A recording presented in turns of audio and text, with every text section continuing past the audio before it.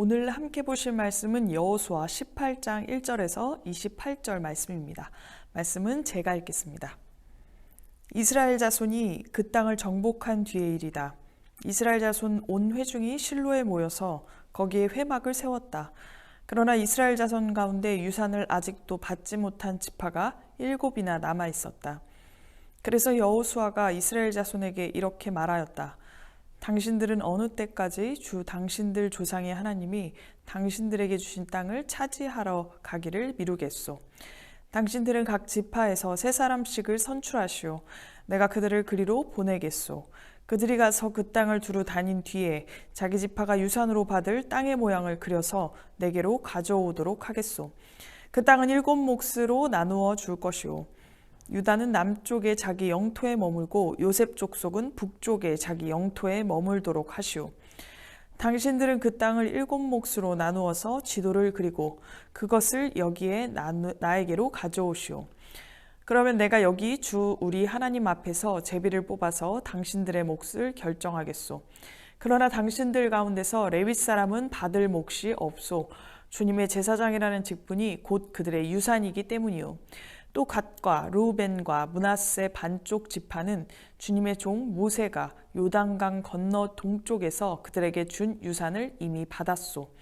그 땅의 모양을 그리러 가는 사람들이 떠나려 할 때에 여호수아가 그들에게 지시하였다.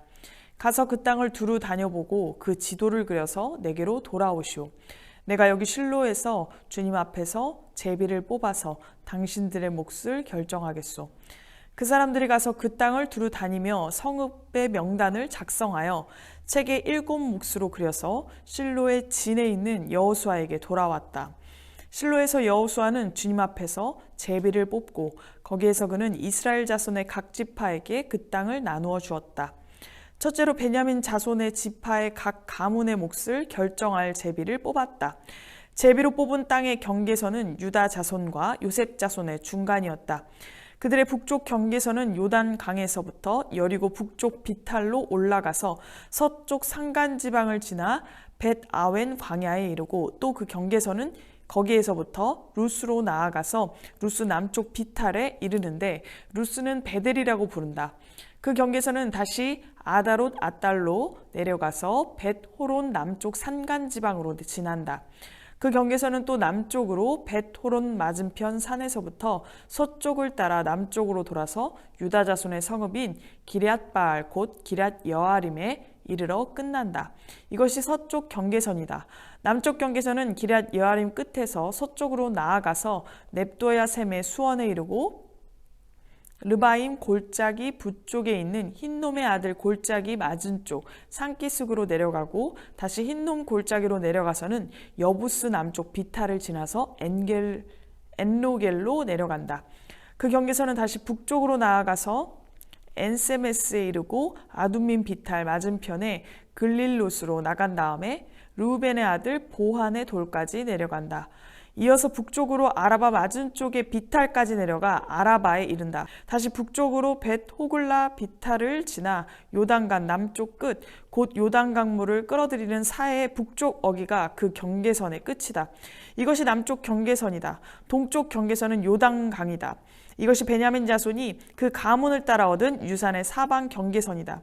베냐민 자손의 지파가 그들의 가문을 따라 차지한 성읍은 여리고와 베토글라와 에메크시스와 벳 아라바와 스마라임과 베델과 아윈과 바라와 오브라와 그발 암모니와 오브니와 게바 이렇게 12성읍과 그 주변 마을들 또 기브온과 라마와 부에롯과 미스바와 그비라와 모사와 레겜과 이르부엘과 달랄라와 셀라와 엘렙과 여부스 곧 예루살렘과 기브앗과 기럇 이렇게 14성읍과 그 주변 마을들이다. 이것이 베냐민 자손이 그 가문을 따라 얻은 유산이다.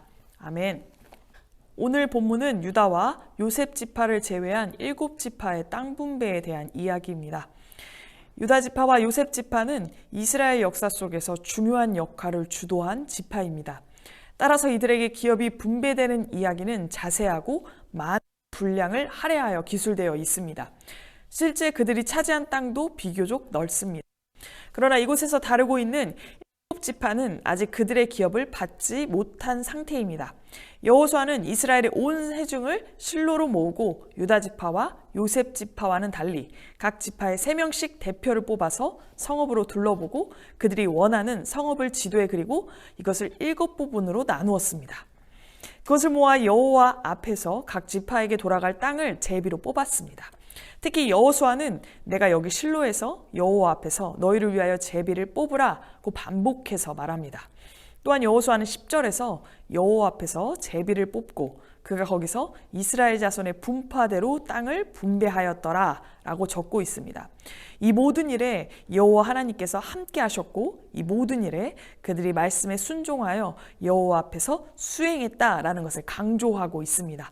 이 모든 일이 여호와의 뜻에 따라 여호와의 권위와 능력으로 분배된 것인 만큼 나머지 지파들은 불만이 없었던 것은 아닐 테지만 불평 없이 순종으로 받아들였습니다.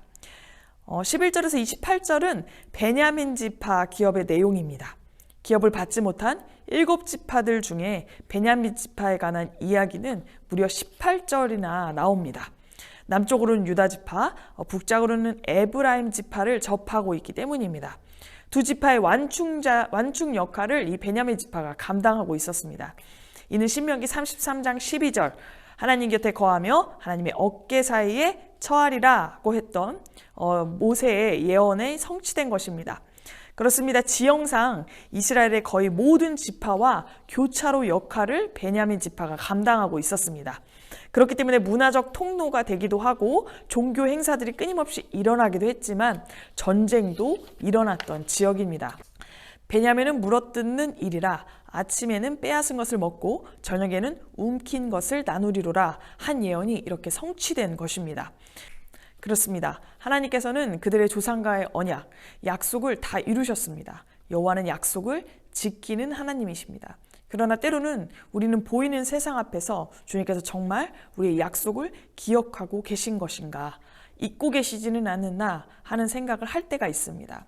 아무리 고민하여 애통해도 꿈쩍도 하지 않은 이웃과 가정, 그리고 직장, 아무리 마음을 다해도 여전히 악해져만 가는 사회, 아무리 기도를 해도 여전히 변화되지 않는 나라가 오늘의 현실입니다. 그러나 사랑하는 성도 여러분, 주님의 약속을 기억하며 주님의 눈으로 세상을 바라보시기 바랍니다.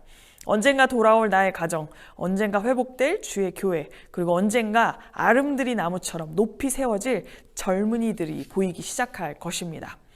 주님이 보고 계시는 것은 우리가 보는 것과는 다릅니다. 우리의 눈에는 죄악으로 가득 찬 세상만 보일 뿐입니다. 세상의 풍파로 시들어져간 나의 초라한 인생만 보입니다. 그러나 주님의 눈에는 언젠가 영화로워질 우리의 내일이 보이는 것입니다. 모든 시련을 겪고 수많은 훈련과 연단으로 결국에는 예수님을 닮을 우리의 모습을 바라보고 계십니다.